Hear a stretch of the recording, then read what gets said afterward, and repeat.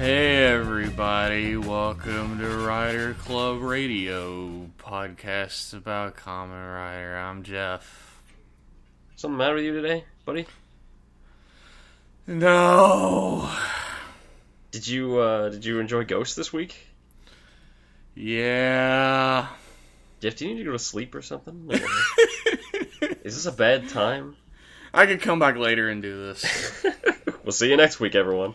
I'm just excited about Rider Club Radio, like all of our fans are. Ooh-ah! You I'm gonna Liam. introduce yourself? I'm there Liam. You go. Hi. Today, And we are up to episode 8 of Kamen Rider Ghost. Maybe stuff will happen in this episode for the first time.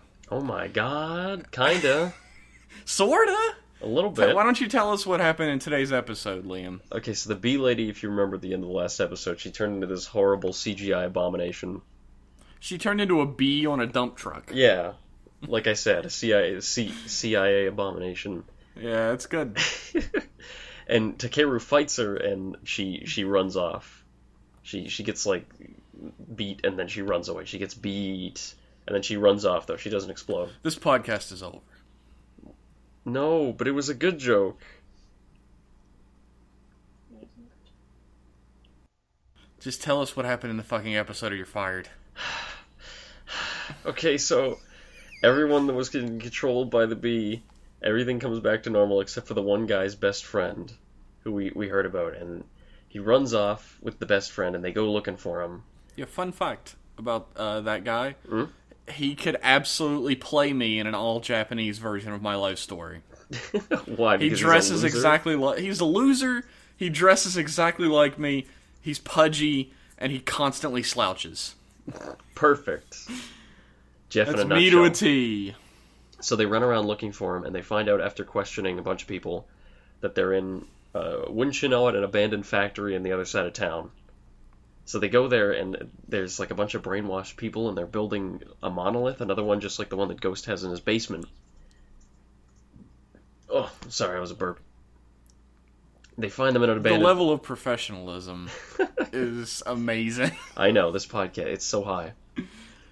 But Spectre interrupts, and instead of just fighting for no reason, he actually talks to Takeru a little bit, and Takeru figures out that Spectre is Makoto, and so they have a big talk, they have a big fight, and Spectre is like, he reveals his motivations as to why he's so heartless towards Takeru. He talks about how, oh, you know, I was trapped in the ghost world, me and my sister were trapped in the ghost world, and you just fucking left us there, you forgot about us, we hate you. And so they fight, and just when it looks like Takeru's about to be beat, he escapes. He uses the Newton thing and blows up a bunch of cars. Hey, he's like, holy shit, I have forms other than Musashi? Yeah, who knew? And then he runs off. So they go to the factory, he finds the factory, and they're building the monolith there, and the bee lady is there. So Takeru fights the bee lady, he beats the bee lady, and they split, and the monolith blows up. And Alan is like, well, the monolith, well, that's just one piece of my master plan. And then he twirls his giant He mustache. twirls his huge, waxy mustache. And then the episode ends. So, You skip the whole part where Onari and Akari are kidnapped. And the Oh, giant yeah. CGI fuckfest that happens at the beginning of the episode. I talked about the CGI abomination. You talked about it being a CGI abomination. Yeah, I made a better joke than you. fuck off. And who cares about Akari and Onari getting kidnapped? They got tied up, and then they got out because Ghost saved them. Before And they he have a fights the bee. supremely unfunny bit where they suspect one another of being possessed. Yes. The end. Akari and Onari. Thank you, everyone. Did you like Ghost Episode 8 or not, Jeff? Weirdly enough, I think in the history of Rider Club Radio, there's never been an episode where I didn't really have a strong opinion one way or another about an episode. Okay. But I have no strong opinion whatsoever about this episode. It happened and I watched it. Well, that's a huge step up from last week, so... Yeah, I guess so. I didn't feel like bashing my head against a wall, hoping Okay. something would change. Okay, I think I liked it a little more than you. Yeah, like like I didn't really have any strong feelings about it. Like, I enjoyed watching it. The fight scene was pretty neat. Okay. And none of the characters were aggravating. Yeah, see... And Takeru didn't do his normal wishy-washy horse shit. Yeah. It was nice. I liked the fight with Spectre and how Spectre kind of like talks and actually shows off a bit of his character and emotes a little bit in the battle. We get to find out a little more about him and how he feels about things, which is nice. It fleshes him out as a rival. That's true. And you get to see Takeru react to it, which is another. It's a little development point for his character, and it'll complicate the relationship in the future. So that was a good little plot point. I think that was a big point in this episode's favor. Yeah, I really hope that leads somewhere. That like their relationship gets more complicated as it goes along, and it's not just Ghost being like, "No, we must not fight, Base. We are not enemies." Shut up. Every episode from here on out, I hope their relationship gains complexity. Me too. But we can only hope from now. And I mean, it might. I will say that this episode was quite a step up from the last episode for me. Yeah. I watched it. I didn't... Maybe it's just because I'm so, like, burnt out from waiting for something neat to happen, that something neat happened and I didn't even really notice. Because you're right. Makoto actually got development this time, and we learned a little bit more of the backstory. And we get to learn as time goes on, of course, that Takeru's dad isn't some horrible mad scientist villain. Yeah, he and the Tooth guy were opening a portal to the Ganma world, and there was some sort of complication, and Spectre... It'll be revealed that, like, Tooth guy obviously fucked it up, and it's not really Takeru's dad's fault or whatever. But for right now, the show is making us feel like it's Takeru's dad's fault, and that's a neat dimension. Yeah, at least partially it was like an accident or something. Maybe he went too far. He played God. And then he paid the price. That would be a really interesting development if he actually was responsible for it. Like, he did play God and caused it to happen. Yeah. It probably won't be. Probably not. It'll probably be Tooth Guy. Yeah, because he's, walking around pissing on Ryu's grave every time he sees it. Yeah. Oh, well. I love how fucking toothless Makoto is around that guy, though. Yeah. Pun intended. The guy's like, "Hey, your fucking sister's dead, you bitch. What are you gonna do about it?" And he's like, "Don't talk about my sister. I told you not to." Yeah, he's like, "I told you what would happen if you talked about my sister." And Tooth Guy's like, "What's gonna happen?" And Spectre's like, "Just stop. Just stop. You better cut it out or you're gonna find out. Next time I'll show you what's gonna happen. I promise." Are you crying? No. But I think the A plot was fine in this episode about the backstory of Spectre and stuff. But the B plot. How much more of this do I have to fucking deal with? How much do I have to fucking have thrown on me? Well, we're like 8.5 minutes in, so you got like 50 more. Oh god. The B plot was it was entirely unremarkable. I agree with you. It was not horrible. It was an episodic. There was a monster and it got beat, and that was that. It got beat. It got beat. I can't begrudge you that. I fucking that. hate myself. That was a good one. Ugh.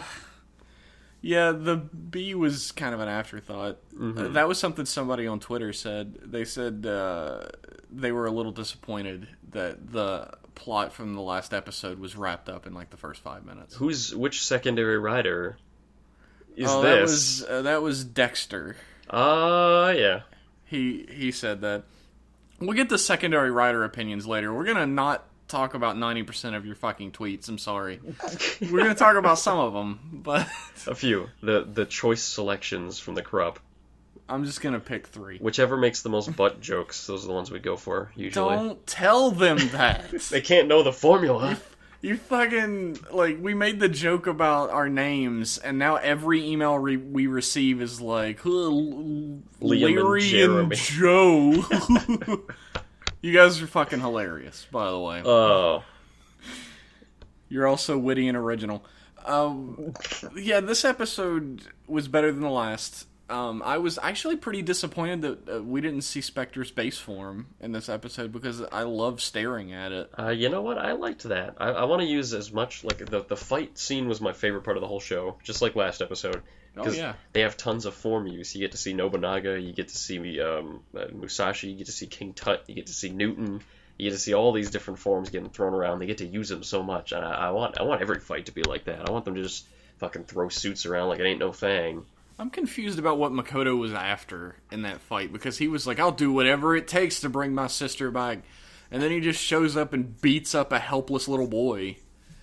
You mean Takeru? Yeah. He wants his icons. But he didn't try and take any of them. Well, he woulda if he beat him up. We should probably mention, I skimmed over this, I totally didn't mention it, but Tooth Guy reveals in this episode that there's only 15 icons and he has fucking 5 of them.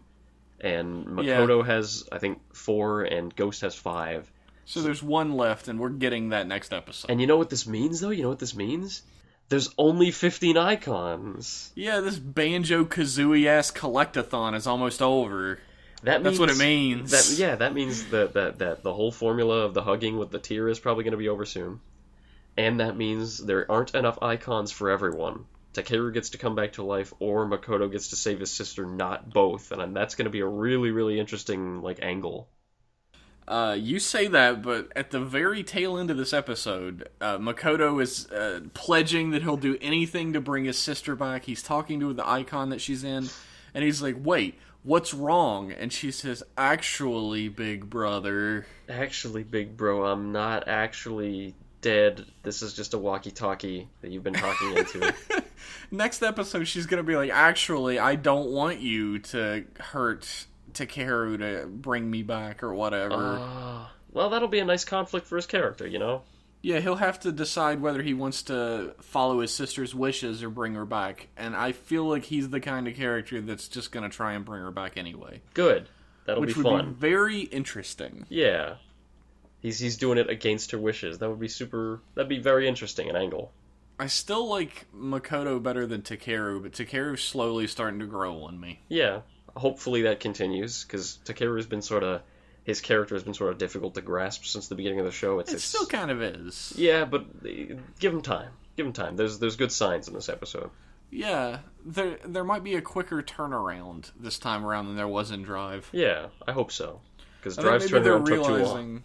I think they're realizing that the strength of the cast isn't there in the same way it was in Drive. Yeah. So they're gonna have to jump into the heavy story stuff quicker. I wonder if just having the 5 icons just already made and in the Teeth Man's possession, I wonder if that was planned from the start, or if they changed that at some point during the writing process, like they had something else planned. It seems kind of rushed. Yeah. It seems like they're just trying to get through like you said, the Banjo-Kazooie Collectathon, just fucking finish it so you can start the real plot.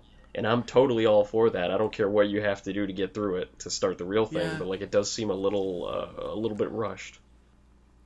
I'm not sure if that was a rewrite later or not, because there's all that hubbaloo about the fucking days passing so quickly. That's true. Yeah, it's 30 days left in this episode or something. It's really close. Yeah, it's 28 or something. It's counting down fast. Yeah. I think it's gonna be within the next 10 episodes probably that we hit the deadline. I figure it'll be within the next 3 or 4. The dead actually. Line. Do you see the disappointment on my face, Liam? I can. This episode is gonna be great. I can already tell. I mean, this episode of our podcast because of the sick puns. Oh my god! I thought you were talking about Ghost for a second. I was like, you fucking watched it already, right? Liam, have you taken your medicine today? Everything's fine, Jeff. Everything's fine. Just keep going. Don't talk about my medicine. Don't talk about my medicine. Don't tell the audience about the medicine, please. Liam has anti-dumb brain syndrome medicine. Yeah, he hasn't taken it in years. Oh, I was going to say, I take it for the podcast so I can be smarter than you. Yeah, he hasn't taken it in years. Oh. Ba-dum-bum, ba-dum-bum. So did you like the episode, Jeff, or are you still neutral about it? I'm a little bit above neutral. Okay. Talking about it lets me see its merits, and I will say that I'm a couple ticks above neutral on it. I enjoyed it. That's about where I am. I liked it quite a bit. It was a fine episode. Not great. I did enjoy the special effect, and I'm not like big on the CG or anything, but I liked when the cars fly in to block the blast. I thought that was cool. Yeah, it was a nifty way to end the fight. Yeah, so often it seems like fights in Kamen Rider like exist. It's like an animation cell where the background is on one layer and the characters are on another, and they don't interact. Yeah, and like it's nice game or something. Yeah, it's nice when the characters interact with the scenery around them when they're fighting. Like the setting of the fight actually fucking matters. Yeah, this time. Like breaking through the wall like in a Mortal Kombat game or something. Yeah. I get what you mean. It was a cool fight. It was a very good... This is probably the best scene in the show. Or best scene in the episode, I mean. My God. That fight was the best scene in all of Kamen Rider from 1971 to today. Oh my God. Liam has such strong opinions today. Fuck your heartfelt endings. Fuck your Kuga ending. It's all about that fight scene today. I finished... Are we done talking about the episode? Yeah, I don't think there's really that much to say about it. Okay, thumbs a little above middle. We're fucking doing reviews of the episodes based on the mathematical angle of our thumb at this point. This is the gladiator method. It's very effective. Yeah, it was alright. That's my review. You can put that on the box when you release the DVD, Toei. It's aight, Jeff. Okay. Alright, this week... we have to get through the fucking secondary opinions, son. I want to talk about me more, though. No one cares about you. They only want to hear about themselves. Alright, what's this? Well, secondary writer opinions. From here on out, our Twitter is going to be the place to tell us how you disagree with us before you even know what we fucking have to say about it. Go onto Twitter after you've watched the new episode of Ghost and tell us what you think about it, and we'll discuss it here on the podcast during this little section that people will be waiting with all their attention on this section, hoping to hear about themselves, so it's the perfect place to hear about you and make sure everybody else has to hear. What do you have? Well, the quickest and the dirtiest is Mr. James 079 says Spectre really needs a therapist. No kidding. He has a sister complex that just won't quit. Like, he is willing to murder his childhood best friend to get some fucking eyeball toys. Imagine having to be that therapist for that man. When he tells you about how he got trapped in the ghost world. And you're like, do you just well, commit somebody when that happens? Yeah, no, you give them every medicine you can possibly prescribe, and then you throw them in the fucking loony bin. You just inject them with a bullet. Dear psychiatrist, please do not take Rider Club Radio's advice on psychiatric help. Any aspiring psychiatrists out there, stop listening right this moment. I don't want this to be played in a court one day. I don't want to hear this audio in front of like a laptop in front of a judge. It'll be great because they don't actually know who we are. So they'll do like fucking 2 nations worth of a manhunt in America and Canada trying to find us. The hunt is on for the mysterious fucking awful advice givers. 2 idiots on podcast cause wave of deaths across psychic worlds. Now, I knew this podcast is shitty, but not that shitty. Oh my god. Oh my god, the suicides. At Copper Popper says, the CG sucked. We got a reason for Spectre to be super pissed. Ghost telling people about his identity. I liked it a lot overall. The CG... Also, I'm glad the hunt for MacGuffins is almost over. Yeah, me too. But saying the CG sucked is sort of like... It's sort of like when you're talking about cereal. You're like, yeah, man, this got milk in it. It's like... Kamen Rider always has bad CG, always. Yeah. It's a moot point. Ever since CG became a thing. Yeah. and it's called Tokusatsu Special Effects. Yeah, so you can't So there's not have no them. getting around it, sadly. You better get used to that fucking gray Photoshop filter, son. Here's the thing. Ghost hasn't even used it that much yet. Not really. Not But there's really. the thing, when he's riding the fucking iguana, like, the iguana is meticulously shaded and everything, and it has, like, textures. Yeah. And the little ghost on his back is, like, fucking untextured completely. The ghost looks like one of those ghost change action figures that you can get on Amazon for like $10. He doesn't even look like a fucking figure art. He looks like the ghost change. Yeah, those really shitty ones with the hoodie that like sticks off of them. It's really big and shit. It's a terrible, terrible CGI model. Jesus Why did they Christ. put so much effort into the iguana, which still looks like shit, by the way, and then just not even texture Ghost? Nobody's going to be looking at the main character. They're going to be too busy looking at this sweet-ass iguana. They just want to get it done and go home. They're like the special effects people are like, how many big CGI fights are in this one? One? Alright, fuck. Give me that toy. I gotta make the model.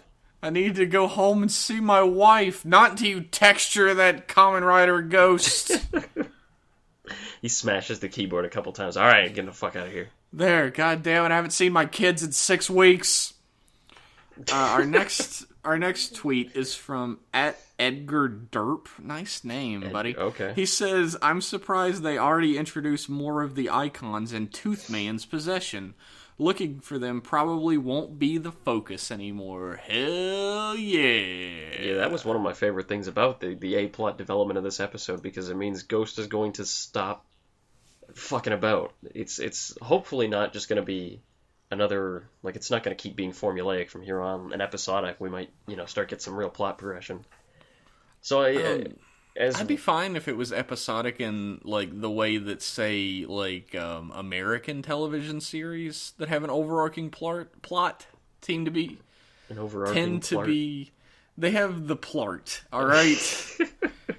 They have an overarching plot, but the episodes themselves tend to be episodic, like, say, the Netflix series that Marvel has been doing. Oh yeah, like Daredevil and Jessica Jones and them, yeah. Yeah, they each episode, sometimes they'll have, like, 2 episodes to deal with, like, a smaller plot, but the show itself is focusing very heavily on the large plot. Yeah. And I think that would be great for Ghost, and I hope it slides into something like that. Yeah, I think that'd be good too.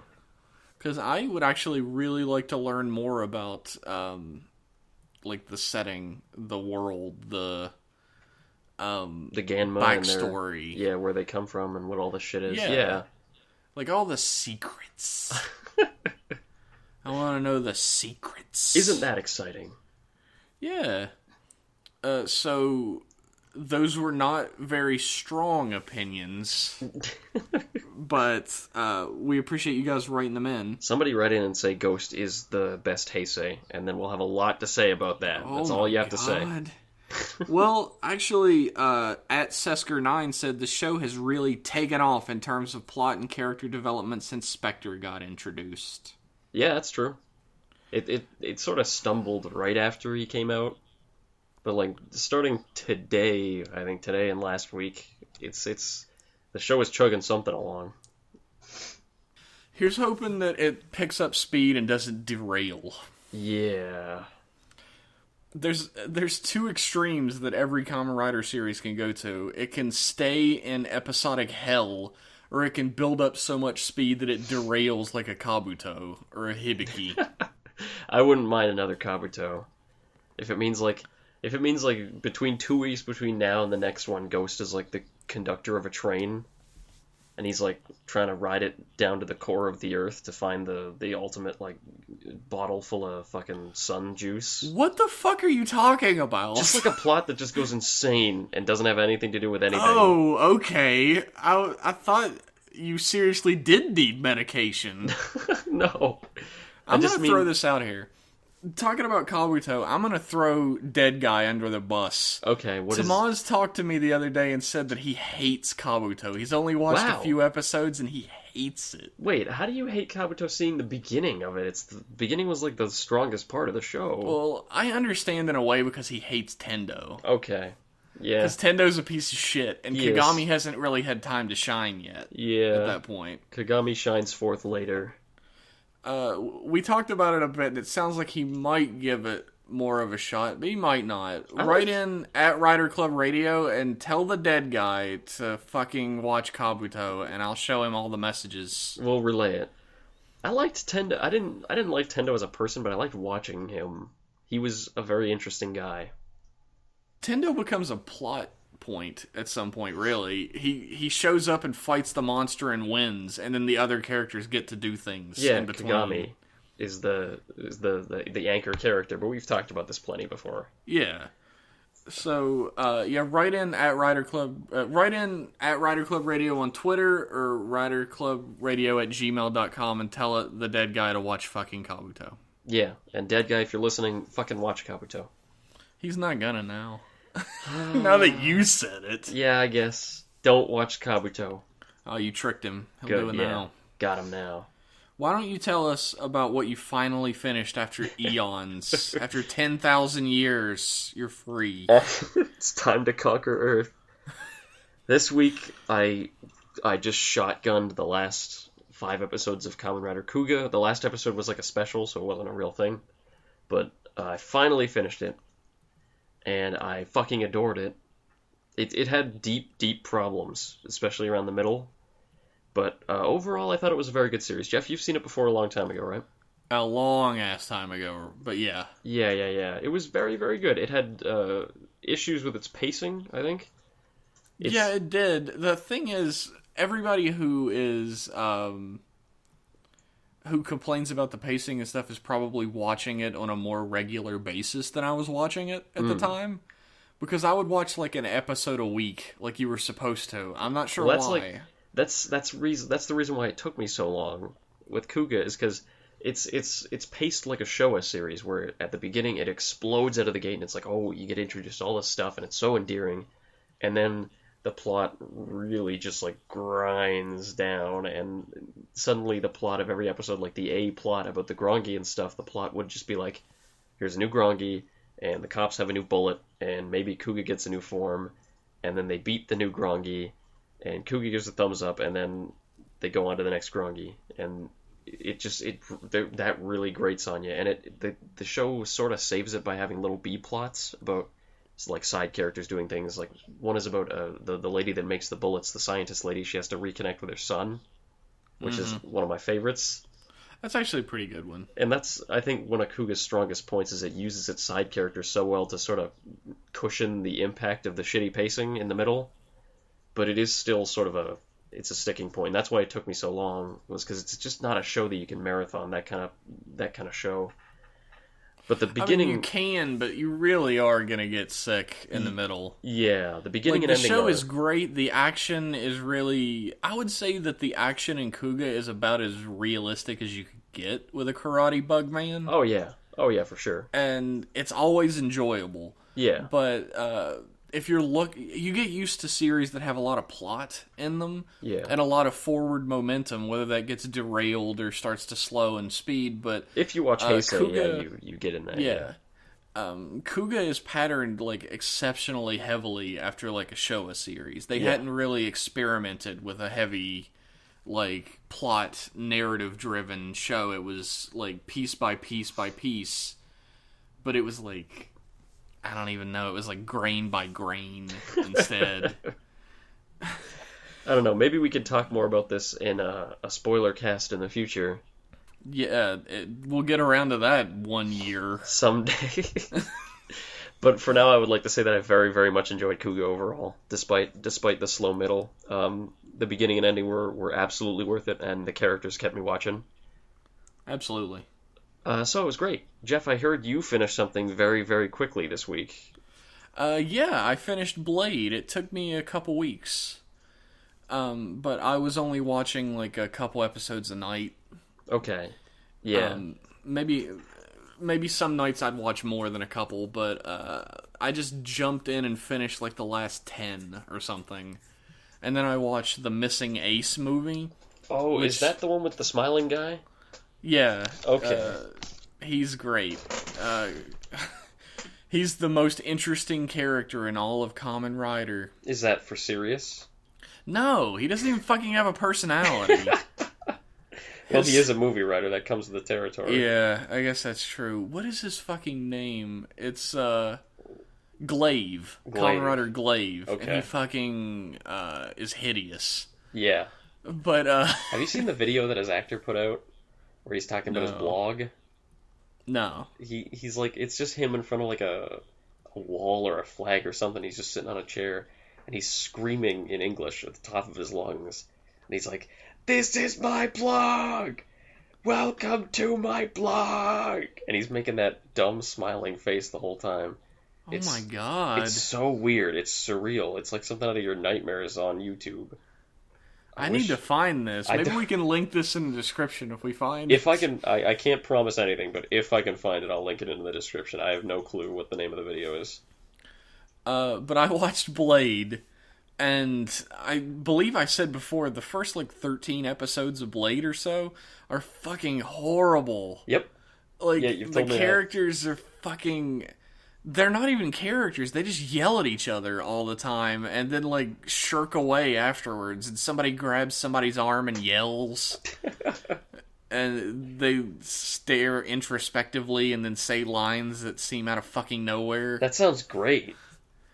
No, it doesn't. What is wrong with you? That sounds at least like something you can chuckle at to pass the time. Yeah, it is funny. And those 13 episodes are where all the fucking Blade memes that everybody thinks are hilarious comes from. I think they're funny.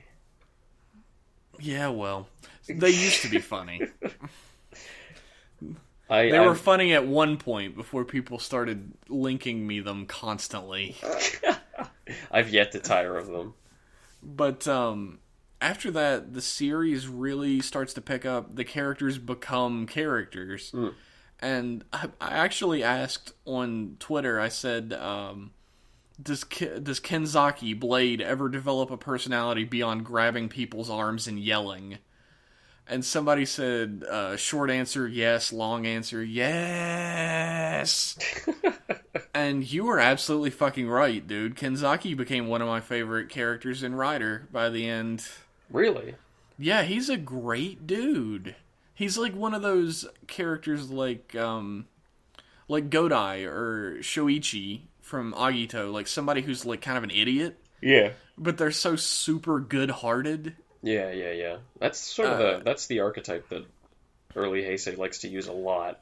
Yeah, he's kind of got a temper on him as well, Okay. which is a nice change of pace.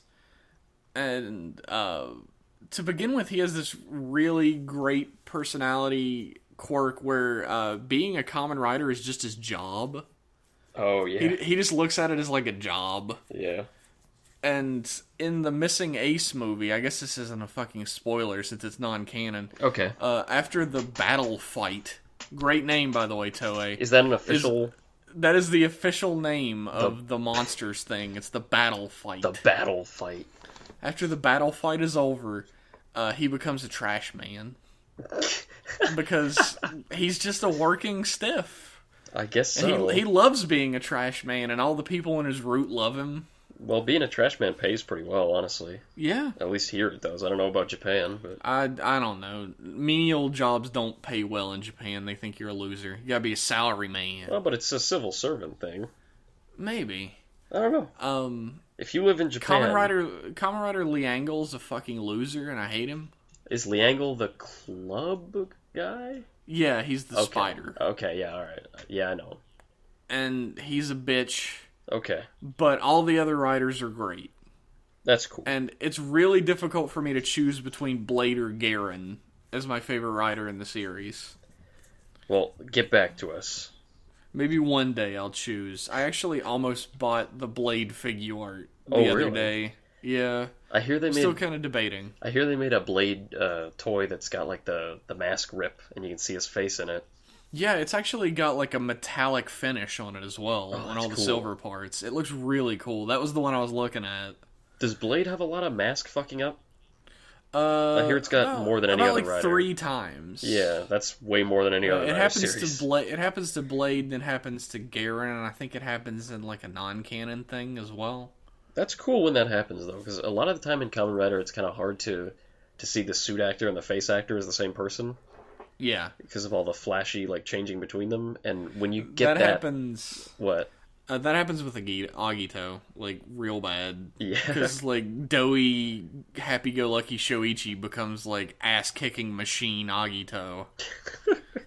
but when the mask breaks and you get to see kind of both of them at the same time, the suit and the character, it helps to you make that connection a little stronger that a lot of series don't really have. Yeah, that's true. And it's fucking cool looking. Blade's a thumbs up. Okay. I like Blade. So now that you're done with Blade, what's next? What are you gonna watch next? I've actually restarted Forza. I'm on episode 5. Oh, really? And I'm liking it more this time around because I went in expecting it to be goofy.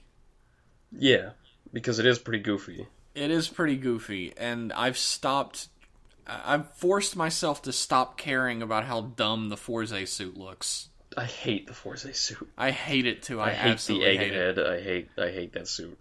But really, what got me interested in watching Forza again is I watched Megamax in the Sync Tube recently. Oh yeah. Were you guys watching movies without me? I think you weren't there that night. I think you were doing something else. Fuck. But we watched Megamax. Okay. And the Forza part in Megamax has like the whole Kamen Rider club in it, and they all do his poses with him when he transforms. Oh yeah. And I was like, oh, that's awesome. And then I started reading that each of the characters has like story arcs developing them, and they all matter to the club and do things that actually help him fight. Yeah. And like they even have a mech suit that they fight with him in. Oh, I've seen that in videos and stuff. The Power Dizer. Yeah, the Power Dizer. That was it. It was a dumb name, I remember. Yeah, I got really interested in seeing a Rider series where the secondary characters mattered. Yeah, we haven't had one of those for a while.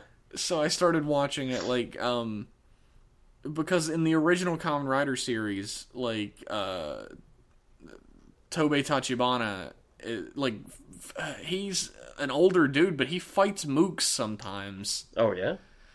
Just a little bit, to get away and everything. Yeah. And he actually does things that matter to help Hongo, and then, of course, to help Ichimonji.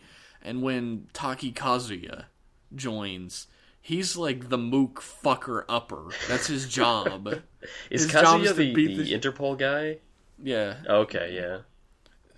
He's FBI. FBI, that's it. Yeah, I haven't seen. Taki Kazuya, FBI. Yeah. And most Rider series, the secondary characters just don't fucking matter to the actual plot. They're there for B plots. Yeah. And that's about it. And sometimes it seems like they're going to matter, like Kiriko with her boots. I thought you were going to say something else there, yeah. No, boots. Boots. Like in her special boots and gun, and then she doesn't fucking do anything. Yeah, I think she kicks a guy like twice in the show after that. She pushes wheelchairs for the rest of the series. That's what the boots are for. They got extra traction so you can push the wheelchair extra good. So, yeah, it's nice to see secondary characters matter. And boy, is it like a fucking cartoon. Yeah. It's like if the Persona series wasn't serious whatsoever. I've seen that GIF that everyone posts around where it's that girl explaining to Gentaro all the different cliques in the school, and it's like the freaks and the jocks and all them, and that. Yeah, and the jocks are eating spaghetti they're and doing like weights, carb loading. That shit makes me laugh every time. That if anything makes me want to watch Forza. Just it's in episode like 1. Yeah, and like Gentaro keeps like going around trying to just make friends with people and like talk to them, and he ends up in fights with street toughs all the time. Yeah. And I'm only on episode 5. Okay. So it hasn't really taken off yet. Yeah. Taken off. Oh, fuck you. That took me a second. Space. It has a lot of fucking themes. It's like space and friendship and high school and switches and horoscopes eggs. food. Food. Oh yeah, it's got the food droids. The food droids. God, I love the food droids. It took me like 5 or 6 minutes of the first episode to be like, is his fucking robot a hamburger? Why the fuck is it a hamburger? No, you don't ask why is it a hamburger. You don't ask why. You ask why not. But it is a hamburger. Why would I ask why not? Why shouldn't it be a hamburger? Because it's not a fucking food. You don't eat robots. But okay, would you rather have a little robot helper that just looked like a gray box, or would you have a little robot helper that looks like a box of McDonald's French fries? That would be pretty cute. Exactly. And the robot is cute, and I like that Forzay is seemingly thus far like all technology. Yeah. That doesn't really happen all that often. Well, Ryder is sometimes a little ambiguous about whether it's like a suit or whether it's like a body transformation thing. Well, even if it is a suit, the source of it isn't like man-made or technological in that way. It's like the Blade Riders use tech to transform, but they use like cards with monsters in them from before the dawn of time or whatever. Okay. That's or like magical. Like Gaim, where like the Sengoku drivers were tech, but they used the magic fruits to transform the Helheim fruits. It's almost always either all fantastical, like Agito, where you fucking evolve into a Kamen Rider. Yeah. Or it's a mixture of technological and magical. Yeah. So I'm sure Forzay's probably going to be technological and magical. I'm just not there yet that I've noticed. Well, I don't know. It doesn't seem like a series that would have magic in it. I mean, I haven't seen Forzay, but I've seen like lots of little pictures and GIFs and stuff of it, and I've never really seen anything that resembles magic. If there's one thing I really am enjoying about Forzay, it's that he has a fucking jetpack built into his suit. Yeah. And it's constantly like spewing smoke when he's leaping around. That's pretty cool, actually. It's actually really awesome. Good he explanation looks like for the fucking jumps. shit. He has a butt plug for a head that is unnecessary for a Kamen Rider. I get that it's supposed to be a rocket ship. It looks like a hard-boiled egg. It looks terrible. Forzay actually has really cool like gear. Like his motorcycle's really awesome, and the power dizer can become like a fucking like launching pad for his motorcycle. Yeah. And I also really love his transformation sequence. Oh yeah, he does like the 3, 2, 1, and then he pushes. He flips the switches, and then it goes 3, 2, and like every time it says a number, it makes this like gung sound. Yeah, and does a close up on somebody's face who's watching him. That's pretty cool. And it cracks me up every time. Yeah, I figure there's a reason why Forzay is so popular. There's some cool shit in there. Yeah, I'm enjoying it so far. Yeah. I'm going in with kind of like a tainted worldview. Yeah. Because if somebody continuously fucking shoves something down my throat, I have a hard time enjoying it on its own merits when I get to it. Yeah. It's like, you've already talked this up to such a level that it could never be as good. Well, it's also that kind of thing where like you get sick of it before you've even seen it. Yeah. Just from seeing it everywhere and like absorbing so much of it through osmosis. Yeah, so I'm on Forzay now. What about you? What are you getting into now? I'm thinking, I don't want to commit to anything, but I might watch Faiz. Really? It looks cool. Faiz or Agito, I'm thinking of. I would suggest Agito. I fucking love Agito. I'm sure you and everyone else in the world would suggest Agito, but every time I look at Faiz... Some people really like Faiz. Some people really do, and he's really cool looking. It's got an underground fan base, I know, and every time I look at Faiz, I'm like, it's fucking cool. I want to see that. It looks neat. I know it's got a bad reputation, but it looks cool. I want to give it a shot. I want to go in there with an open mind. Think about it this way. I don't really like Faiz. Okay. I think it's shit. Okay. And I'll say it straight out. I loved the design so much that I watched 20 fucking episodes of it. So... It's got some nice suits. Yeah, and the action's actually pretty damn good. Yeah. Too. Speaking of Faiz... Sorry, when I first started watching Kamen Rider when I was like brand new to it, I thought Faiz came after Forzay. I thought it was like his double is 2. What are you, an idiot? What? Okay, no. Double's 2, O's is 3, Force is 4, Fies is 5. I just figured that. Oh, that's how it is. Okay. Fies comes after Force. I didn't know. Like I hadn't seen the clips of the show and how like shitty the special effects were and how old it looked. So I just figured. Today on Rider Club Radio, we learned that Liam's an idiot. Come on, that's a perfectly honest mistake. If you hadn't ever seen Fies, anything related to it, I could understand that. Okay, good, because I'd heard the name Fies, and I knew it was 555, and I was like, okay, well, all right, that's the next one. Liam, I think you need to open your eyes. Open your eyes for the next 5. Open your nose for the next O's. Remember that one? What an original joke. So you're gonna go into Fies next? Is that what you're saying? I might do Agito. I don't want to commit to anything just yet. Agito does the multiple rider thing better than almost any series I've ever seen. Yeah, I know it's got 4 in the end. One of them doesn't matter. Yeah. He's in like 4 episodes. Yeah, I know which one you're talking about. He's the one who doesn't have his own fucking name. The poor sap. He's another Agito. He's just that other Agito. Technically, Gills is also another Agito, but he has his own fucking name. Yeah, he had a little bit of creativity, I guess. I guess technically, there are quite a few Agitos in the series, and you'll find that out if you watch it. Oh, my only exposure to Agito was when Ryuki fought him in a dream. He fights Burning Agito. Oh, yeah. Yeah. All the riders team up to defeat Burning Agito in Shinji's perfect world. Yeah. Oh, also, Agito was in the Ryuki movie, that awful fucking movie, as a restaurant owner. Yeah, they go to like a cafe or something, and he's the owner. And like Hikawa's there and everything. Yeah. That's all I know about Agito. I don't know. Fucking Hojo is there for some reason. It's between those two. I haven't decided yet. I really gotta put my vote in for Agito. I kind of want to rewatch Agito. It's so good. I've heard good things. I've heard very good things. I love it. It gets episodic as well, but nowhere near like Kuga gets episodic. Yeah, Kuga gets pretty fucking episodic. And there's like a mystery plot in Agito that's really cool. Oh yeah? Yeah. Like, I think it tells you straight up from the beginning, Shoichi has amnesia.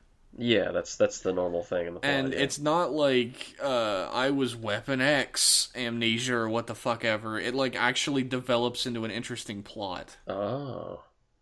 Okay. That sounds pretty cool. I'll decide. Tell us, Liam.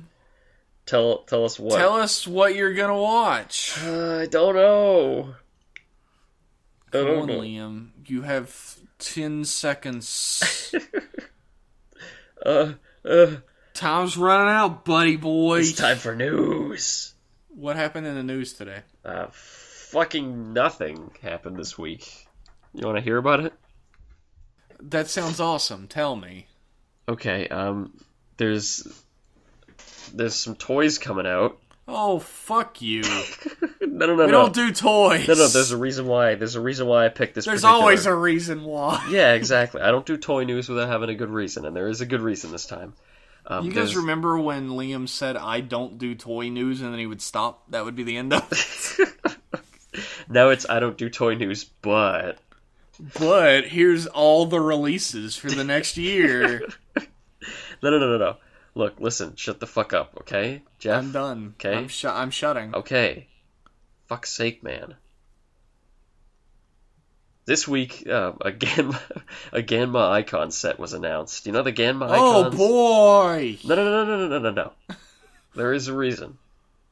Remember last week you said you wanted the Leonardo da Vinci icon if they make one? Yeah, I did. Well, that's going to be a Ganma icon. I looked that up. But it's only in the set? I don't know. They haven't. It's going to be, I think it was December 3rd or 4th that it's going to be revealed what items are in the set, and then you pre-order it. It might have been the 5th. I don't know. Sometime in December. And then you know what I'm sad about? What are you sad about? There's a Leonardo icon, there's a Raphael icon, and there's a Michelangelo icon. But there's no Donatello icon. So close. 3 out of 4. So close. I found out, speaking of which, there's going to be a Napoleon icon as well, so...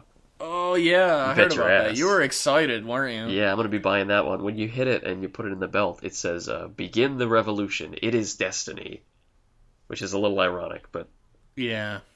considering that he crowned himself Emperor of France. But that's a subject for my other podcast, Liam's History Corner. Check it out. 0 viewers. With 0 viewers.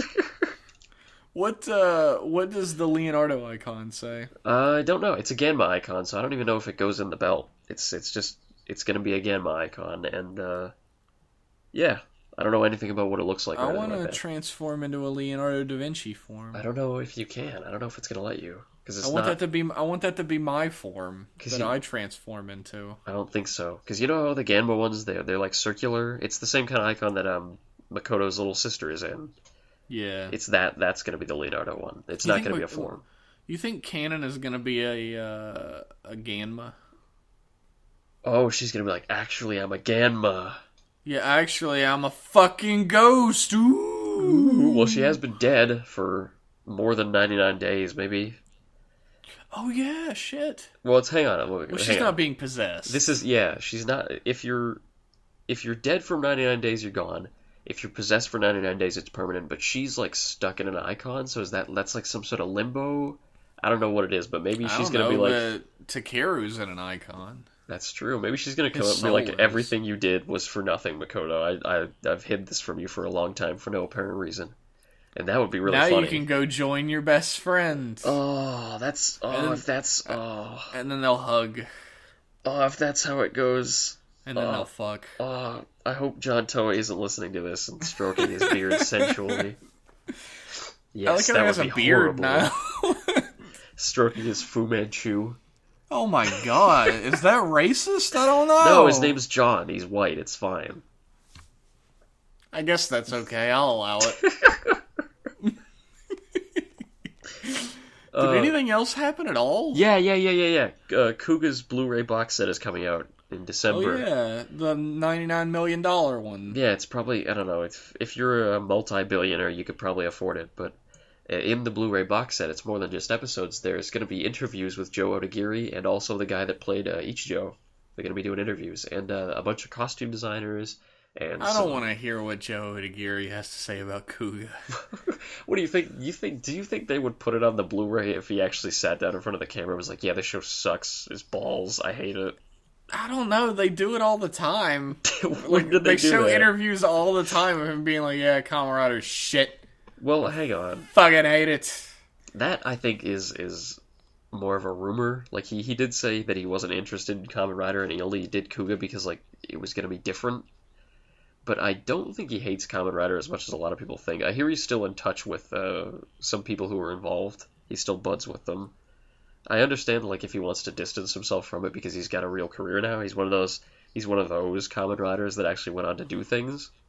He's that Kamen Rider that went on to do things. Well, him and Fujioka are the two that made something of themselves as actors afterwards. Oh boy, I hope no other Kamen Rider actors are hearing this. They don't understand English, it's fine. Tendo, you're gonna be in Girls, that's pretty good. Yeah, he's got crossover appeal because he can speak English. I actually saw a video of him on, like, some... What's his name? Hiro Mizushima, something like that. Tendo. What? The actor's name that plays Tendo. Yeah, he was on, like, some talk show or something, and the hosts were, like, begging him to speak in English. They love it in Japan. And he's like, hi. Alright, it's rainy out today, but I'll try my best to speak as well as I can. And everybody's like, ooh, starts clapping and shit. Well, that's how everyone sounds when they speak English, Jeff. That's what this podcast sounds like all the time. He has the perfect English accent. Let's just continue to ruin any chance we could have of being friends with this man. I'm gonna meet him on the stream and be like, oh yeah, check out my podcast. And he'll be like, sure. And then he'll listen to it and be like, God, these guys are cunts. He would know that anyway as soon as he met you. Yeah, it's true. He'd be like, you're Liam, right? Fuck you. No, he'd just walk up and he'd be like, hello. And he'd be like, oh my God, a cunt is talking to me. He'd give me the spin kick. Yeah, he'd say, oh my God, a cunt is talking to me. I'm excited. How's he gonna sound in Girls? Is he gonna talk like that in Girls, I wonder?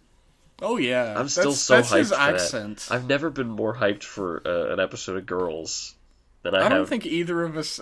Yeah, you've been hyped for Girls. I Imagine don't if think they either had... of us have any room to be talking about people's accents, though.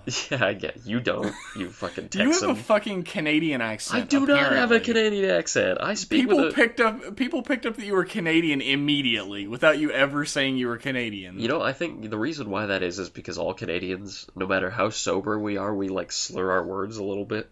Oh yeah. Always. It's just a thing. It's And you all say the like Molson in you our say blood. like a boot, I don't say a boot. You shit.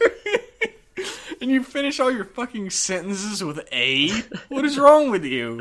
I guess that gives it away quite a bit, huh? If I would, you know what? If I would stop yelling "yippee ki so much, maybe if you'd people stop would. firing your revolvers mid-podcast, maybe put them away, buddy. Jeff, you're fucking up the sound quality with your revolver fire. I keep having to mute it out. It's really annoying. What were What we did you talking think of about? the new episode of Ghost? Can you imagine if Knight got to be on Girls? Oh, Why would you want that? He's like 80 years old now. he's not 80 years old. I saw He's like 117 years old now. I saw a commercial with him. Was it Febreze? No. All the Kamen Riders do Febreze commercials. No, it wasn't Febreze. It was actually quite funny. It was a commercial about being nice to people. It was a public service announcement. And Knight plays like this upset businessman. He's at the park and he's like, "Oh, I hate my life. My life is so shit. It's so hard." Does he have the spiked up hair still? I think he's got the hair.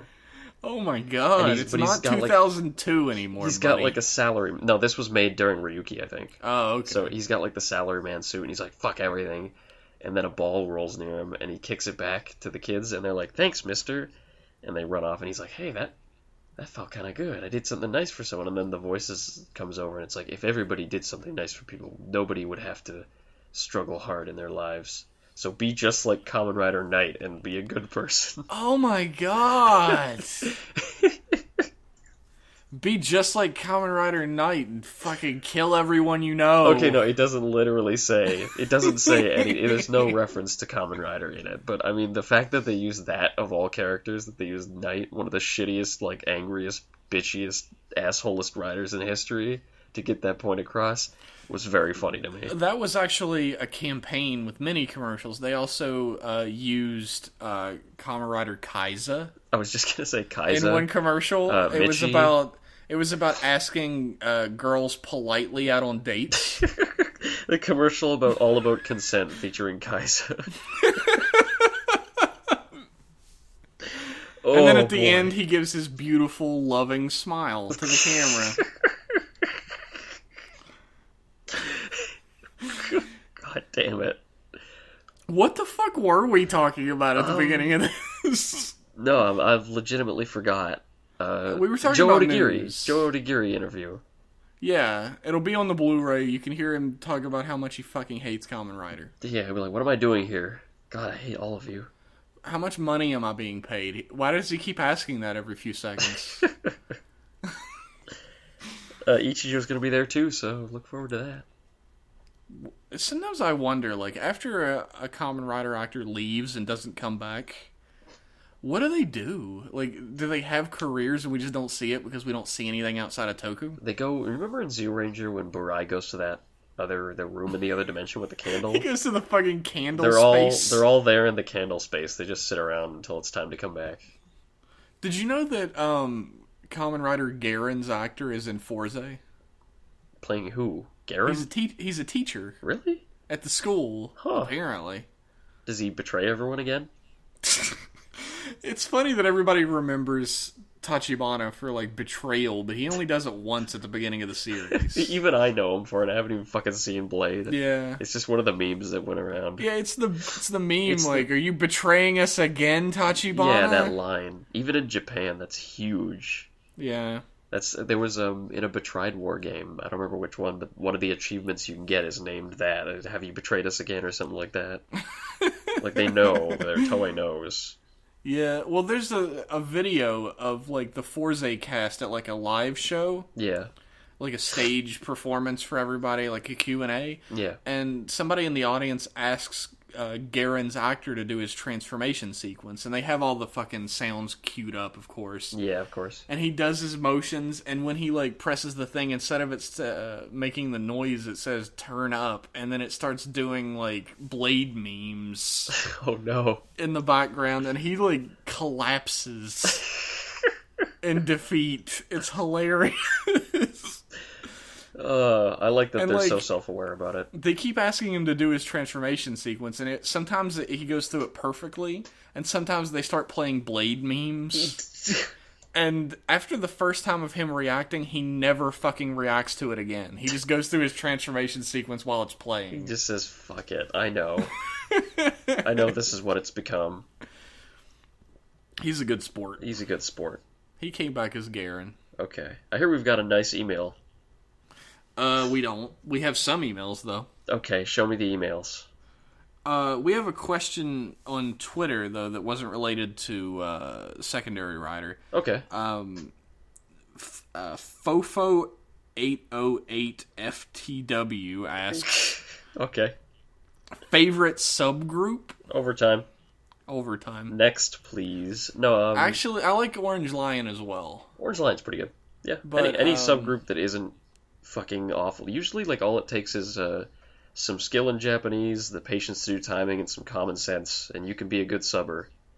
Who did the Kuga subs? Midnight Crew did the Yeah, Kuga I subs, like believe. Midnight Crew a lot as well. Yeah, they do some old stuff, too, when they got Yeah. the time, so that's nice, too. Yeah, I like Midnight Crew a lot. So it's between Midnight Crew and Overtime for Yeah. me.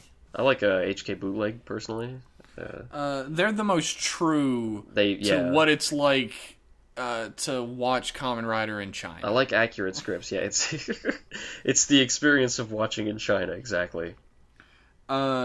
You know, I'm going to go through these emails, and I'm just going to go ahead and change our names to our actual names to dissuade you people from continuing this. Okay, go for it. Dear Jeff and Liam, you were discussing opening themes last episode, and it got me wondering, what are your favorite openings from Kamen Rider? Mine is probably either O's or Den-O, and this is Dewey Defeats Truman. Oh, it's that guy. Mm-hmm. I've seen him. What's your favorite, buddy? Favorite opening theme? Probably, I don't know the name of the song, but No Fear, No Pain. Oh, yeah. Kuga. The Kamen Rider Kuga So theme. catchy, that song. It really is. That's the kind of thing that gets stuck in your head for days. And there's a full English version of it that you can watch. Well, English is in huge quotation marks, but like it's a... Oh, yeah. it's, I listened to it for a good, 25 seconds, maybe 30, before I realized that they were singing in English. Yeah, it's very difficult. But when you listen to it, and it gets to the part where it says no fear, no pain, there's a part that happens that doesn't happen in the Japanese version where the guy says no fear, and then in the background there's like these female backup singers that say no fear, no pain, and they like lead after the main singer, and it sounds great, and I don't know why it's not in the original, but I like it better without it. I like the original better. I like that little backup singer thing, but I strongly prefer the Japanese version because the singer is actually singing in his native voice, his native language. It sounds pretty goofy in English, but it's still enjoyable. I like it. What about you, Jeff? What's your favorite? Oh, God, that's tough. You always answer these questions, immediately, and I'm always like, I don't know. Probably because I steal your answer, right? Like, how do you beat Kuga's intro? Yeah, that's true. I don't know. If we're going to Jeff. go for, all time, I'm going to have to go with Kamen Rider Zetcross. Oh, is Dragon Road Zetcross's? Dragon Road. Yeah. Yeah. Oh, I love Dragon Road. Dragon Road is my favorite opening theme of all time. Yeah, I can't argue with that. If we're going Heisei only, if I can't choose Kuga, I'm going to choose Ready to Go Count Zero, Kamen Rider Agito. Oh, I've heard that one was good. It's beautiful. It is a beautiful song. Well, maybe I'll find out if I don't make a bad decision. Maybe you better fucking do it. I'm still seriously considering Fies. It looks cool. Our next email is from Russell. Okay. And he says, "Hey Jeff and Liam, here's your ego boost." Thank you. I need one of those per week. So anyway, what's your favorite insert song from all of Kamen Rider? Mine would probably be Kakusei, because it's amazing, but I want to know what you guys think. I'm going to steal Jeff's answer again, what I believe to be Jeff's answer. I don't know the name of the song, but it's the song that plays when Kamen Rider Black transforms. I think it's like... Oh, yeah. The show doesn't start using it until like the 30s or something, but it's so good. It's the best. The one with like the choir theme in the background. It's like, yeah, that's so... Oh my god. It is the best tokusatsu song ever. I think it is my number one song in tokusatsu, period. It's so fucking great. That wasn't my answer, but it's a good answer. Really? What's your answer? My answer is Believe Yourself from Agito. Oh, yeah. You showed me that one. That's a really good song. Yeah, anytime Believe Yourself comes on, which is almost once per episode. Okay. Nothing on earth will get me more hyped than when those fucking guitar chords come in and I'm like, something's about to fucking explode. It's got an amazing opening riff. That's, it's so awesome that when we played Kamen Rider Tabletop through 2 games, anytime shit got really awesome, somebody would play that song. Music really enhances a tabletop RPG. It does. It's great. Especially, like, ambient music. Yeah, have it in the background. Let's see. Who is that next? Everything? Who is next? Who could it be? Hey Jeff and Liam, it'll most likely never happen, but do you think Rider would benefit from having shorter seasons? Yes. Like with Drive, if you try to recommend the show to someone, you have to start with the disclaimer, it's good, but it takes 25 episodes before the plot finally starts. Yes. I am of 2 minds on this. Because while I agree that a lot of each season of Kamen Rider could probably be chopped out, I think that we would still get that filler. You think? And there would be less plot because of it. Because those episodes are far easier to script and shoot. That's true. So I just think the plots would become thinner in general. I think in an ideal world, a Kamen Rider series would be shorter but still good. Like there are some maybe like 25 episodes. Yeah, there are some seasons that I like the whole way through. Like I wouldn't cut down Gaim and I wouldn't cut down Ryuki. But there are a lot that I would cut down, like even series that I really liked, like Kuga or Kabuto, I would cut down them drastically. I think they would really, really improve if you like sheared them down a little. So I'm not sure, like if I had to go all or nothing, which one I would take, but I think there are definitely some Kamen Rider series that would benefit from that. And Drive is another one, yeah. If Drive just got to the shit, it would be a lot better. Think about like some of the Rider series. Once they get towards the end, they start to like plot dump, and the show starts to move at like breakneck speed. Yeah, I think that would just be even more condensed.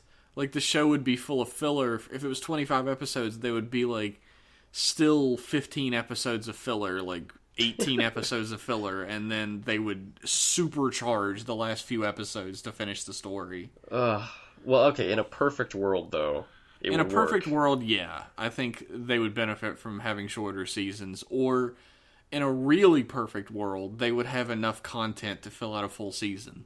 Yeah, that would be great. That happens very rarely. But it would be very nice. Well. And, Is that everything? If you, my question this week, this is Cyberman Wharf. Okay. It's been a while since I last emailed, but I still enjoy the podcast. My question for the week is that if you could make the most overpowered rider ability you could think of, what would it be, and would they still job to the main rider of the next series that comes after them? If you could make the most overpowered rider ability? Mm-hmm. If you've read JoJo's Bizarre Adventure, you might have read Part 5, Vento Aureo. Oh, wait, the last email was from Ice Tyrant. Okay, alright, thank you for clearing that up. I forgot to say that. In JoJo Part 5, there's a guy, I won't give away who it is or what the circumstances are because it's a bit of a spoiler, but there's a guy with a power who, the language they use is he reduces things to zero. Like everything to zero, like even concepts, including your will to fight him, to zero. So like you can like go up against him and be like, I'm gonna punch you, and he'll be like, no, you're not. No, you're not gonna. You thought you were gonna, but you're not. I think if a writer had that, How would the next writer defeat him and make him look like a bitch? Would he just kick him with a really, really big explosion? he would use his finisher, and the character would go and get hit anyways, even though he's all powerful. What about you? If anybody listening to this podcast is an avid reader or watcher now, I guess, of One Punch Man, We're just pulling shit from other mangas and animes. I would have a common writer whose finisher was strong enough to obliterate anything in existence in one punch. in one punch. In and one his very normal lazily attacks, delivered punch. and his normal attacks were even like earth shattering. And the next writer would just have psychic powers. Okay, perfect. Fuck him up immediately. How would the main... Yeah, that's it. Yeah.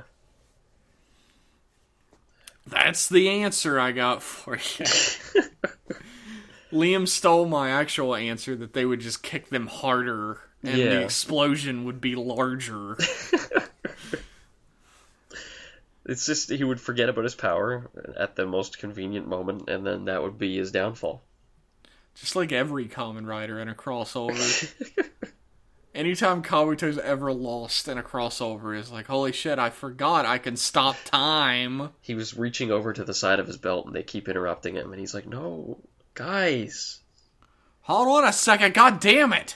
The one time you see him win is in Heisei vs. Showa, and guess what? He abuses the shit out of Clock Up. Yep. Stronger doesn't stand a fucking chance. He's using it against a guy who doesn't fucking have it, or anything like it either. He's just electric. I can shoot electricity out of my hands. I'll get you. I can touch things and turn them red, and they disappear. See, that's Kabuto's. He's already red. There's nothing you can do. How did Stronger stand a chance? Stronger was already vastly outmatched. Is that all we have to talk about this time, Liam? Yeah, I don't got nothing. If you guys want to interact with us, you can find us on Twitter at Rider Club Radio, or you can send us a nice email. That's riderclubradio@gmail.com. You can send us an angry dissertation about how Kuga sucks. It wasn't that angry. I read it. It wasn't angry, actually. It was cool-headed, and... It was cool-headed, and I understand where he's coming from. We got an email... I might as well just fucking say his name. This is our last email, isn't it? We're just gonna throw this in there. I'm not actually gonna get into it. His name is Ceterex. Okay. And he went into why he doesn't like Kuga. And he said, P.S. Kiva is awesome, so fuck you. You're entitled to your opinion, but get out of here. You're entitled to your opinion, but you're not invited to our club. You're not invited to the Rider Club consisting of 2 people. And he brings up a point that I'd actually like to take a second to talk about if anybody's still listening to this podcast. Okay. People shut it off when we start introducing the this is the secret. Email and shit. This is the secret for the true fans who stick around to the very end. Only the truest fans. He says, if you had bothered to watch more than 4 episodes, you would know Kiva is awesome. And I wonder, that's an argument that I hear a lot between a lot of people, not just lobbied at me, is that no matter how many episodes of something you've watched, people will say, oh, but if you would have watched more, you would know that it's good. Yeah. Is that a decent argument? Because sometimes, I mean, like, I watched more of Blade and it turned out to be good. Yeah, so you never know. Maybe Kiva kicks it up a notch. I didn't hate Blade. I just thought it was bad and I didn't want to watch it. But I hated Kiva. Maybe, I could not stand the main character. Maybe some people's opinions are different from ours. And that's... I think that's the truest lesson we can learn today, Liam. Oh, I hate that, though. I hate when people's opinions are different from mine. How dare they think differently? Fuckers. Where is Mega Hex when I need him to just make us all part of the commune? The commune that knows Kuga is great. You know what? At least they're willing to to say at least they're not just agreeing with us around every turn. I appreciate it. That's true. If you have a different opinion than us, write in. We probably won't read it on the air, but because fuck you for having a different opinion.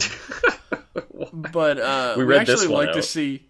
We actually like to see dissension and to see where people are coming from who like different things than us. It gives an insight into something we had no insight into. If you want me to watch Fies, please state your case, or else I'm probably going to watch Agito. The truth comes out. Oh, I'm leaning that way. Your endorsement was pretty strong. Like, if you want to write in and tell us why you like Kiva, why you think it's awesome, I'd actually like to read that. Because I have no fucking clue why somebody would like Kiva. That would be probably a fun email. The thing is, there's no other Rider series that I genuinely just would never watch again. So turn Jeff. See if you can turn Jeff's brain maybe around. you can talk me into it. Challenge like of the week. I was talked into giving Blade another chance, and I enjoyed it then. I just can't see that happening with Kiva. I'd actually watch Decade again, and I think that series is shit. So Wow, okay. I watched all of it. You never know. Come at me with that argument. If you would have watched the movies, you would know it's great. If you would did you watch every second of every episode? Did you turn it off before the credits were over? Yeah, I turned it off. Yeah, fuck before you. Come and sing and You dance didn't really with us see after it. the commercial. You didn't really watch the show then, Jeff. There's the argument. I don't think I've seen a Kamen Rider series yet that I actually hate, but that could change any day now. Yeah. If you want to write in and get our names wrong because you think it's funny, you can also continue doing that. That's fine. Okay, we'll put up with it. We will merely tolerate. It's not annoying or anything. It's just so many people are like, I'm the funny one. You're all Here's the your funny one. silly name. You're all the funny one. In my heart. Somebody called me Jim Bob. That was pretty funny. Jim Bob. Yeah, it plays into you being a southerner. Oh. What would they call you? Like Beaver Fucker? That's gotta start with an L. Is that a real name? Beaver. L Beaver Fucker? I had a professor named L. Beaverfucker. He did Canadian history. I've read some of his dissertations. Yeah, he's a smart guy. I wish he would stop chewing the pages, though. Fuck. That wasn't even a joke, and I laughed at it. Yourself. Just go. Alright, thanks for listening, Just end everybody. it. Goodbye. See you next time. Hello. Ugh.